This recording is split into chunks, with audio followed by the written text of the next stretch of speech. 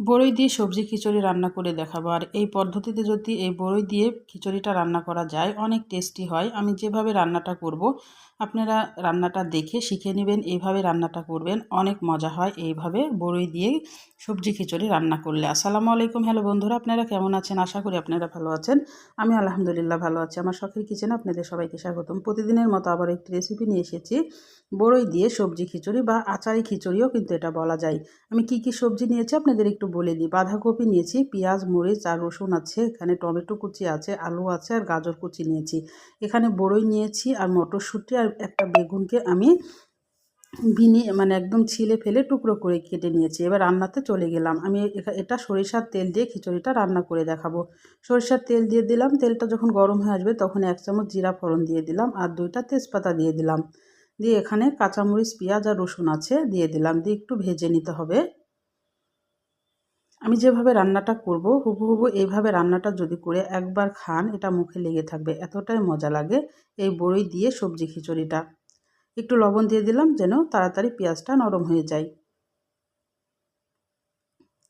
আর যেহেতু এটা আচারি খিচুড়ি সেজন্য আমি সরিষার তেল দিয়ে রান্নাটা করছি।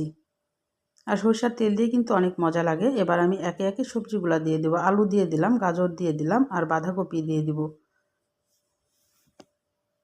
আমি সব শেষে কিন্তু টমেটোটা দিব আর হলো বড়ইটা দিব। আগে সব সবজিগুলাই আমি দিয়ে দেব। একটু নেড়েচেড়ে নিতে হবে। আমি ধাপে ধাপে সবজি দিব, ধাপে ধাপে মশলা দিব, আপনারা দেখতে থাকুন আমি কিভাবে রান্নাটা করছি। এখানে আলু, গাজর আর বাঁধাকপিটা দিয়ে একটু নেড়ে নিব। হলুদ গুঁড়া দিয়ে দিলাম, ধনিয়ার গুঁড়া দিয়ে দিলাম আর মরিচ গুঁড়া দিয়ে দিলাম। দিয়ে ভালোভাবে আবার একটু নেড়ে নিতে হবে কয়েক মিনিট।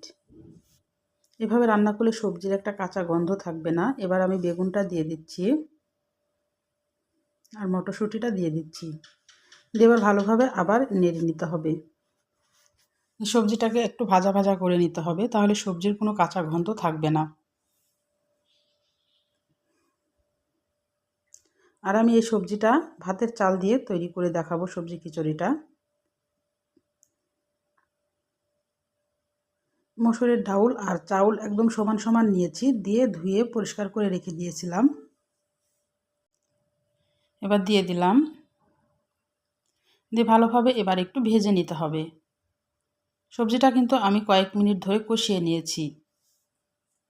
সবজির যখন কাঁচা গন্ধটা চলে আসবে তখন চালটা অ্যাড করতে হবে, চাল আর ডালটা।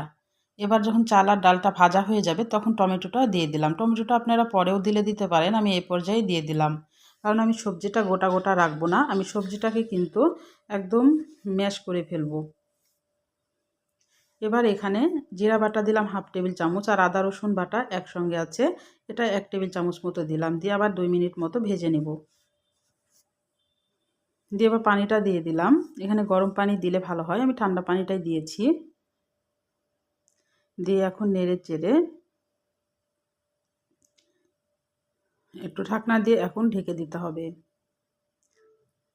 যখন ফুটে আসবে তখন একটু ঢাকনাটা তুলে এভাবে নেড়ে চেড়ে দিতে হবে।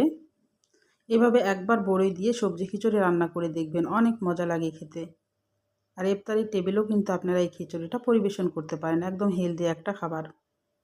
এবার গরম মশলার গুঁড়া দিয়ে দিলাম 1 টেবিল চামচ মতো।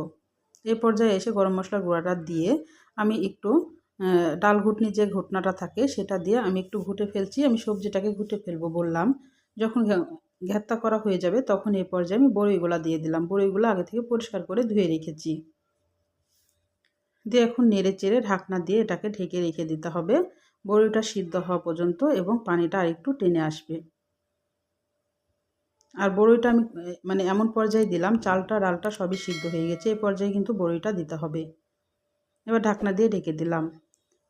আমার রান্নার যদি কোনো অংশ আপনাদের ভালো লাগে প্লিজ আমার চ্যানেলটাকে সাবস্ক্রাইব করে দিন, একটা লাইক দিয়ে রান্নাটা দেখা শুরু করেন, ছোট্ট একটা কমেন্ট করে জানান আমার রান্নাগুলো কেমন লাগে। পাশে থাকা বেল আইকনটা প্রেস করে দিন, আমি যখন এরকম নতুন রেসিপি আপনাদের মাঝে হাজির করব আপনাদের কাছে যেন আগে ভিডিওটা চলে যায়। আপনাদের একটা লাইক একটা কমেন্ট কিন্তু আমাকে অনেক উৎসাহ করে। আমার হয়ে গেছে, এবার আমি আপনাদের একটু পরিবেশন করে দেখাচ্ছি। দেখেই বুঝতে পারছেন অনেক লোভনীয় হয়েছে, আর একটা বড়ইও কিন্তু ঘেঁটতে হবে না বড়ইটা যদি এই পর্যায়ে দেওয়া যায়। আর এই বড়ইটা খেতে কিন্তু অসম্ভব মজা লাগে খিচুড়ির সঙ্গে, এটা কিন্তু শুধু শুধু খেতে ভালো লাগে। আমি একটু পরিবেশন করে দেখাচ্ছি। এখানে শসা দিয়ে দিলাম, আর ডিমের চপ দিয়ে দিয়েছি, আর বেগনি দিয়ে দিয়েছি। তাহলে আজকের মতো বিদায় নিচ্ছি। আপনারা সুস্থ থাকবেন, ভালো থাকবেন। আল্লাহ হাফেজ।